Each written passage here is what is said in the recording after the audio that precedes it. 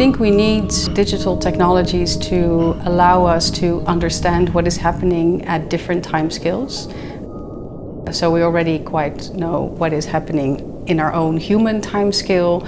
It's harder to understand what is happening in the very fast micro scales of computers. But there's also slower time, geological time. We can actually use those technologies to understand better the things that are happening in different time scales.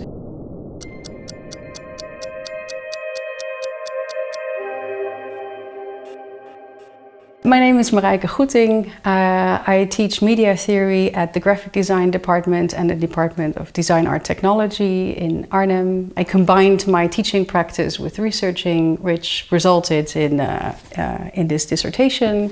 And I focus on the effect of digital media, digital technology on culture and how artists and designers can respond to this.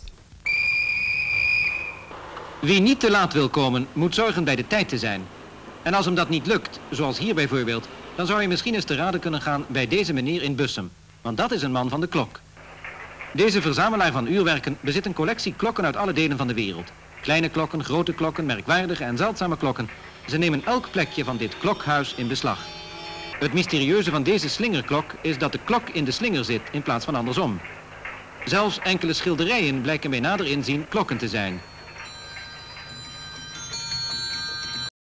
So time has changed over time. We used to have sundials, water clocks to register the passing of time. These clocks seem more in tune with how we experience time as something that flows. There are also concepts like the experience of time, kairos versus time of the clock, which is monitored time. That became very important during the Industrial Revolution, where everything in factories was on the clock. You had to clock in. Of course, train schedules needed to be synchronized, so we got more and more universal times. We didn't have any different time zones anymore. So there was a process of making things more homogeneous, more universal. At the same time, over the past years, we've now introduced high-speed computation.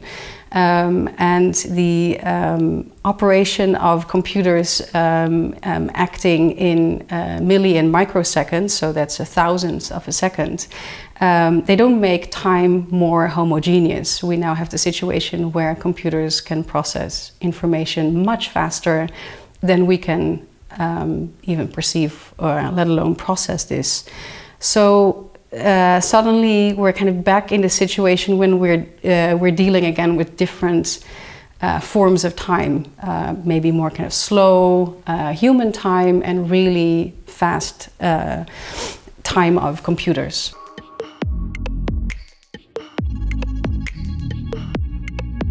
So the time of computers is in milli or microseconds, so that's a thousandth of a second. And we can distinguish only a tenth of a second with great difficulty. So there's a really big discrepancy between the speed of humans and of computers.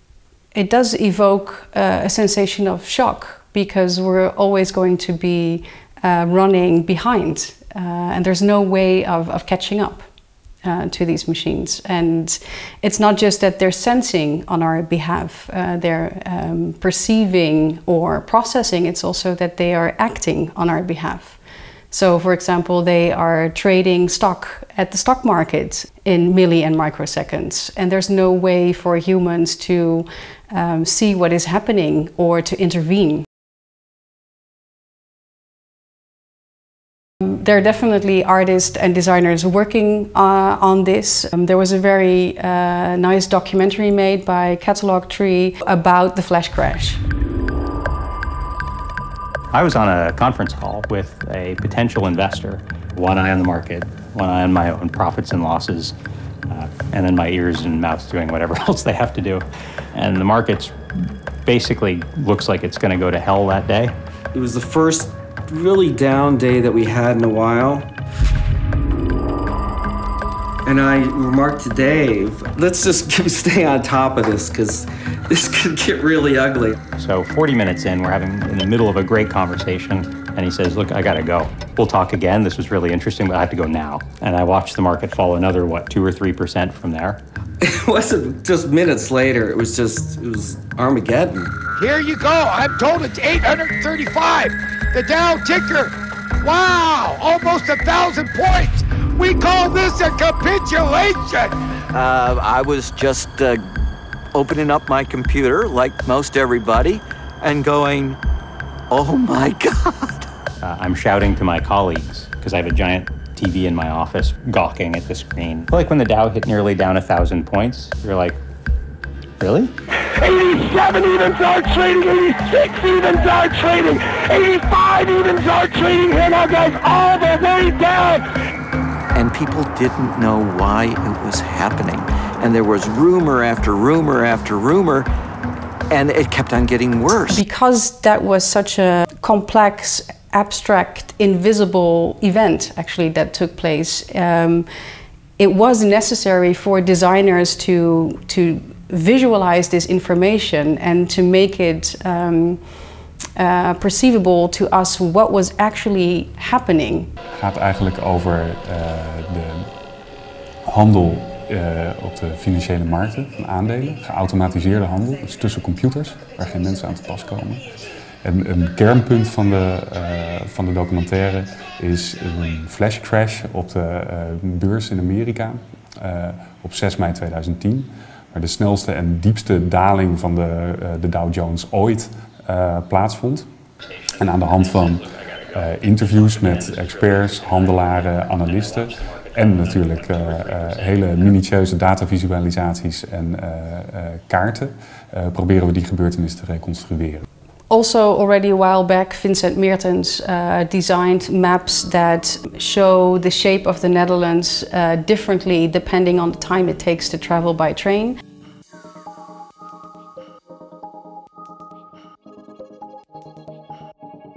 So the relativity of how technologies affect how we experience distance can be something to also take into account.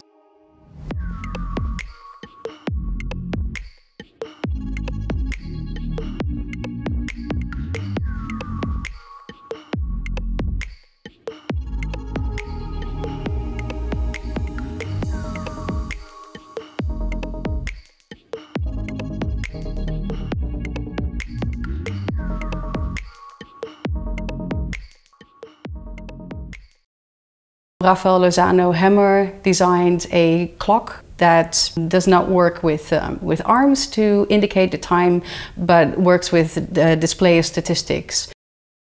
The project is called Zero Noon, but it's about how much, for example, spam emails you have gotten since noon, or how many guns were sold in the US since noon, or things like that. It shows this difference in time scales really nicely, because in some domains time seems to pass very slow, whereas in other domains a lot is happening. And you can kind of see the relativity of these different time scales in this clock. Becoming aware of what is happening on these different scales of time is quite important for reflecting on our own position as humans in the world. So there's a very nice anecdote that James Bridle talked about in his book Ways of Being. It's from The Overstory by Richard Powers, and it's about an alien race that visits Earth, and they act super fast. So 1 second to them is years for Earth. And so they're kind of wandering around the Earth, or kind of flying or zipping or like super fast. And they're encountering these very large chunks of meat who just sit or stand immobile, like meat sculptures. And they're trying to communicate with these meat sculptures. They're trying to see, like, you know, but they get no response. So there seem to be no signs of intelligent life in these meat sculptures. So in the end they kind of break these meat sculptures down into kind of food for the way back to their own planet. And of course we are these meat sculptures. And this reflection is important, I think, because our plant, our natural environment, to us often seems like these immobile things that we can just use and break down. And because they operate at such slow speeds, we don't often perceive what is happening there. We don't see signs of intelligent life, so we use it for our own benefit.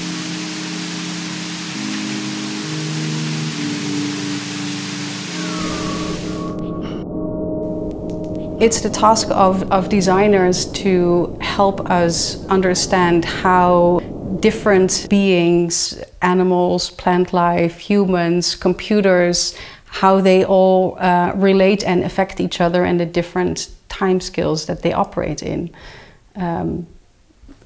Translating this visually or in any other way will, I think, hopefully make us better people, more in tune with our surroundings and less extractive.